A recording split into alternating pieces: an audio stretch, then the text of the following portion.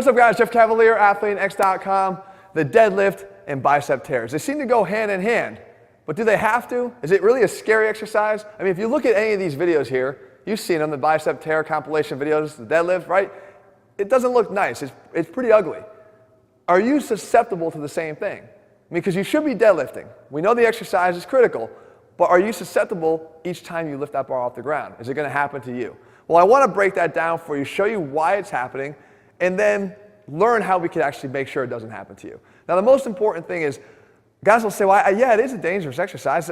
People that think that, they'll say, because look at all the tension that's on your arms. Look, let's say you have a heavy load here and your arms are straight, it's pulling down on your biceps. Of course it's going to tear something. Well, guys, if that was the case, I wouldn't necessarily be tearing down here. If all the tension was on the bar, I'd be tearing up here in the shoulder, right, proximally, the long head of the bicep tendon, or versus down here at the elbow, the distal attachment. So that's not really what's going on. Maybe people say, well, it's just all that stretch in the bicep. Well, if that was the case, then actually, right, let's take a look. If that was the case, I'd actually tear the pronated side at the top, not this side. Why is that? Because if I wanted to maximally stretch a bicep, we have three things we have to do. Number one, we have to straighten the elbow. Number two, we have to pronate the hand, because the bicep's a supinator. And number three, we'd have to get our arm into extension, right, behind our body. Well, that's exactly what's happening with the offhand here, the pronated hand. That's the one that would be tearing if it was all about stretch.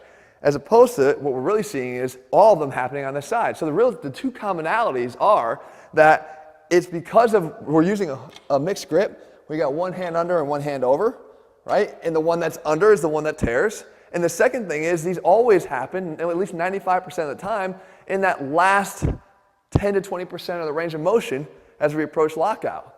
And why is that? Well, it does come down to tension, but it's actually tension that you're inadvertently putting into the bar with your biceps that's causing that problem. So you are causing this problem. If you did the exercise correctly, you wouldn't be at the risk of doing this to your arm.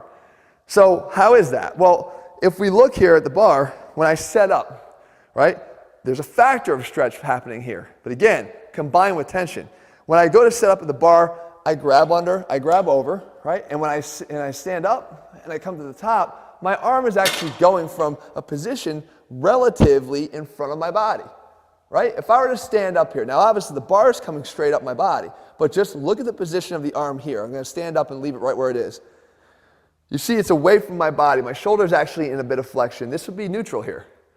It's actually in a flexed position. So going back to what we just talked about from a bicep stretch, it's actually taking a little bit of stretch off of the bicep there, right?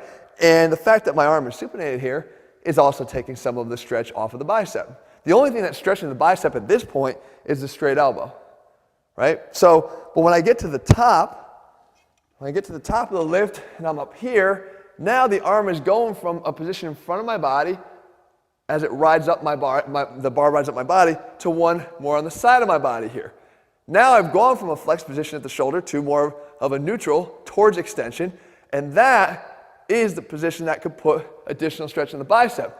But even that wouldn't matter unless you were doing something wrong, and that is applying force into the bar at that moment.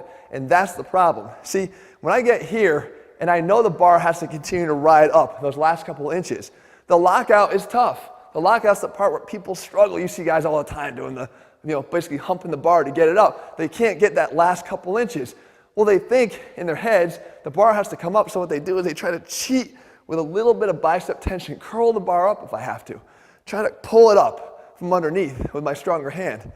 And then I can almost catch the bar and get it the rest of the way. It's like a self-spot.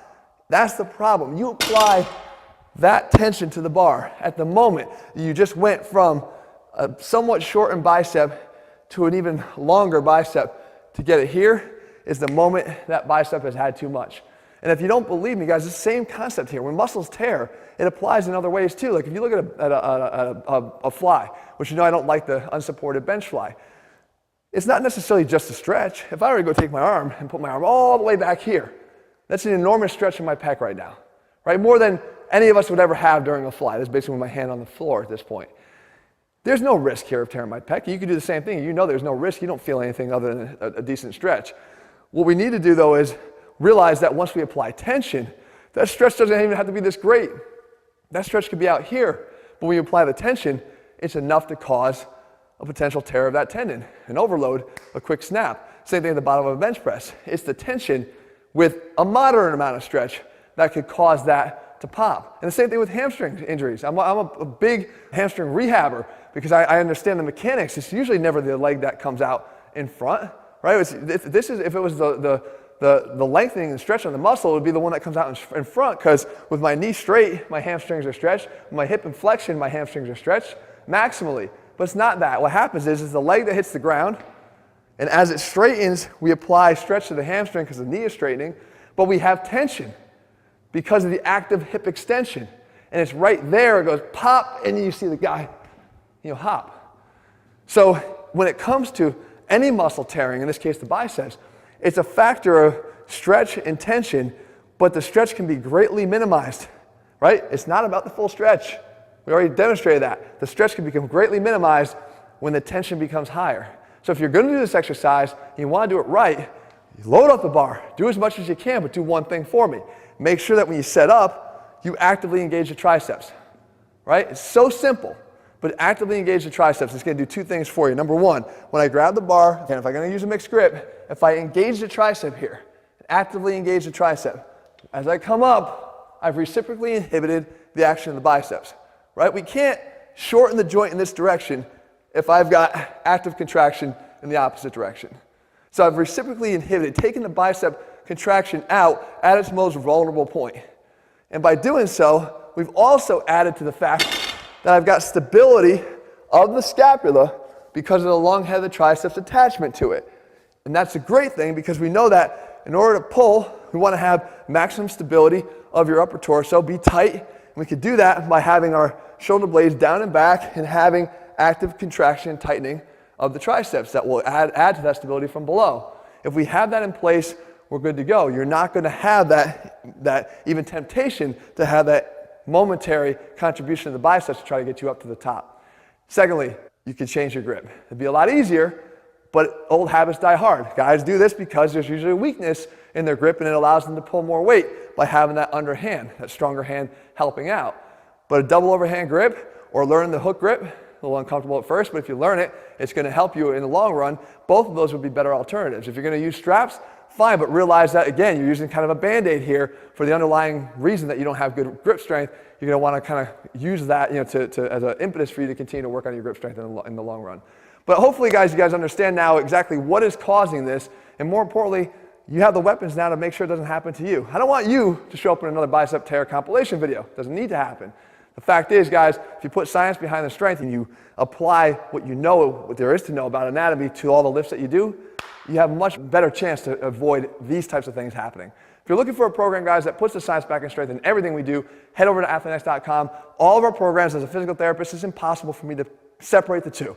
Strength, conditioning, smart training, it all goes together. If you're looking for our videos, guys, and you haven't already subscribed, please do so and turn on your notifications so you never miss one of those. And let me know what you want me to cover. I'll do my best to do that for you in the days and weeks ahead. All right, guys, see you soon.